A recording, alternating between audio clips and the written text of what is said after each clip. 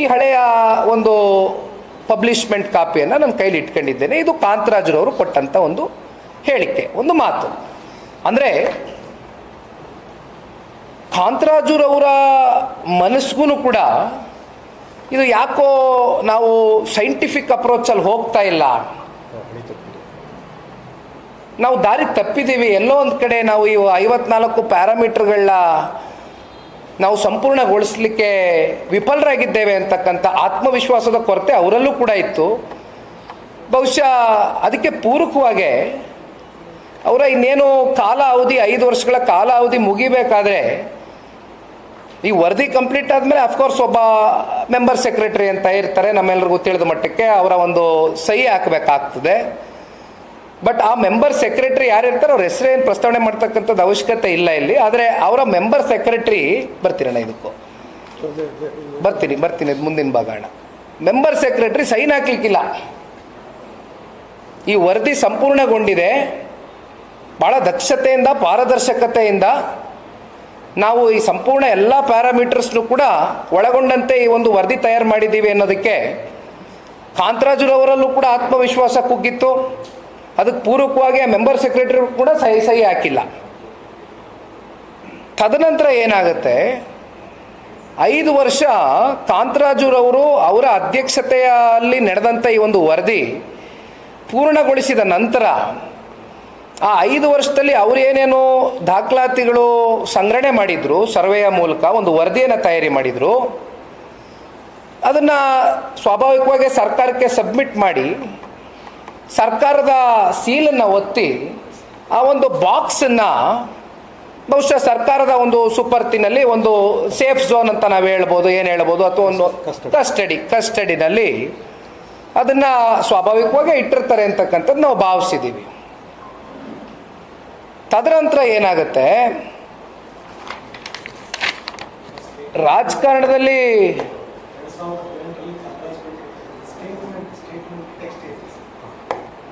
ಎಲ್ಲ ಇಲ್ಲಿದೆ ಅಣ್ಣ, ಬಿಡುಗಡೆ ಮಾಡ್ತೀವಿ. ಎಲ್ಲ ಓದಿ ಅಣ್ಣ, ಇಲ್ಲೇ ಇದೆ ಅವ್ರ ಹೇಳಿಕೆ ಓದ್ಬಿಡಿ, ಸ್ಮಾಲ್ ಹೇಳಿಕೆ. ಸಮೀಕ್ಷೆಯಲ್ಲಿ ಯಾವುದಾದರೂ ಲೋಪವಾಗಿದ್ದರೆ ಅದಕ್ಕೆ ಸಮೀಕ್ಷೆದಾರರೇ ಹೊಣೆ, ಅದರ ವಿರುದ್ಧ ಕ್ರಮ ಕೈಗೊಳ್ಳುತ್ತೇವೆ, ಅಂತಹ ಪ್ರದೇಶದಲ್ಲಿ ಮತ್ತೆ ಗಣತಿ ಮಾಡಿಸುತ್ತೇವೆ. ಅಂದರೆ ಇದು ಕಾಂತರಾಜುರವರು ಕೊಟ್ಟಂತಹ ಹೇಳಿಕೆ ಇಲ್ಲಿದೆ. ಅದನ್ನೇ ಈಗ ಸದ್ಯಕ್ಕೆ ದೇವರಾಜಣ್ಣ ಅವರು ಕೊಟ್ಟಂಥ ಹೇಳಿಕೆನ ಪುನರಚನೆ ಮಾಡಿದ್ದಾರೆ. ಇದನ್ನು ನಾವು ರಿಲೀಸ್ ಮಾಡ್ತೇವೆ ಇದನ್ನು. ತದನಂತರ ಕಾಂತರಾಜುರವರ ಅವಧಿ ಮುಕ್ತಾಯ ಆಗಬೇಕಾದಂಥ ಸಂದರ್ಭದಲ್ಲಿ ಈಗ ತಾನೇ ಹೇಳ್ದಂಗೆ ಒಂದು ಸರ್ಕಾರದ ಸೀಲನ್ನು ಒತ್ತಿ ಒಂದು ಡಾಕ್ಯುಮೆಂಟೇಶನ್ ಏನು ಕ್ರಿಯೇಟ್ ಮಾಡ್ಕೊಂಡಿರ್ತಾರೆ, ಸರ್ಕಾರದ ಸುಪರ್ತಿನಲ್ಲಿ ಏನು ಆ ಒಂದು ಬಾಕ್ಸ್ ಇರುತ್ತೆ. ತದನಂತರ ಬಂದಂಥವ್ರು ಯಾರು,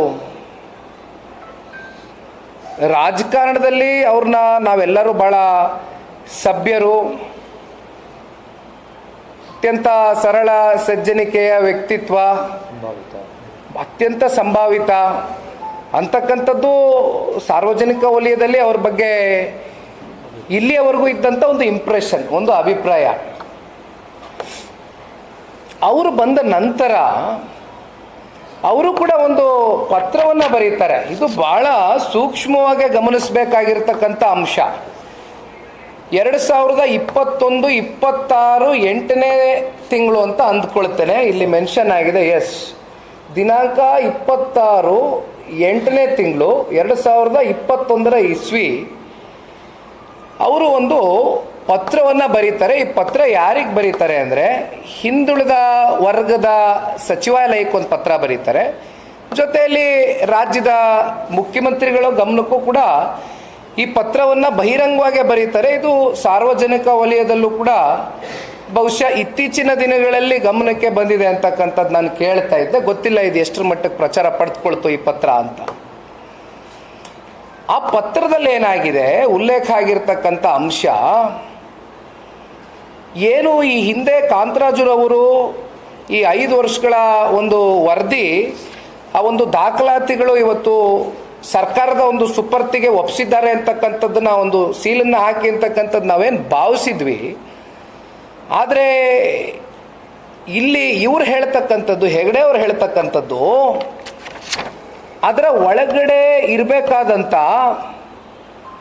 ಏನೊಂದು ಮದರ್ ಡಾಕ್ಯುಮೆಂಟ್ ಇದೆಯಲ್ಲ, ಮೂಲ ಪ್ರತಿ, ಹಸ್ತಪ್ರತಿ ಮತ್ತು ಮೂಲ ಪ್ರತಿ, ಇವೆರಡೂ ಕೂಡ ಇದರ ಒಳಗಡೆ ಇಲ್ಲ.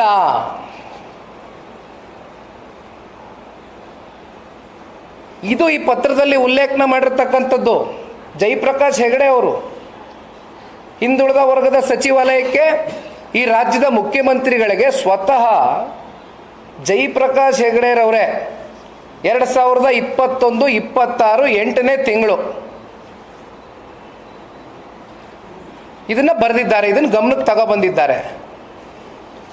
ಅಲ್ಲ, ಇದು ಸರ್ಕಾರದ ಒಂದು ಸುಪರ್ತಿಲಿ ಇರ್ತಕ್ಕಂಥ ಇಂಥ ಒಂದು ಸೀರಿಯಸ್ ಡಾಕ್ಯುಮೆಂಟೇಶನ್ನು 170 ಕೋಟಿ ರೂಪಾಯಿ ಖರ್ಚು ಮಾಡಿದ್ದೀನಿ ಅಂತ ಹೇಳ್ತೀರಿ. 170 crores. 1 ರೂಪಾಯಿ 2 ರೂಪಾಯಿ ವಹಿವಾಟಲ್ಲ ಇದು, 170 ಕೋಟಿ ರೂಪಾಯಿ ವಹಿವಾಟು. ಇದು ದುಡ್ಡು ಯಾರದು?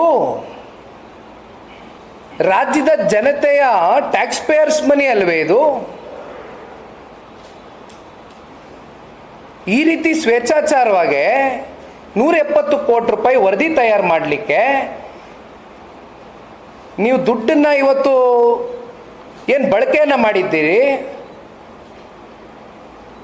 ಆದರೆ ಇದರ ಒಂದು ಮೂಲ ಪ್ರತಿ, ಹಸ್ತಪ್ರತಿ ಇಲ್ಲ ಅಂತ ಹೇಳಿದರೆ ಜಯಪ್ರಕಾಶ್ ಹೆಗಡೆ ಅವರು ಎಲ್ಲಿ ಹೋಯ್ತು? ಇಂಥ ಒಂದು ಸೀರಿಯಸ್ ಡಾಕ್ಯುಮೆಂಟೇಶನ್ಗೆ ಏನು ರೆಕ್ಕ ಪಕ್ಕ ಬಂದು ಹಾರ್ಕೊಂಡು ಹೋಯ್ತಾ?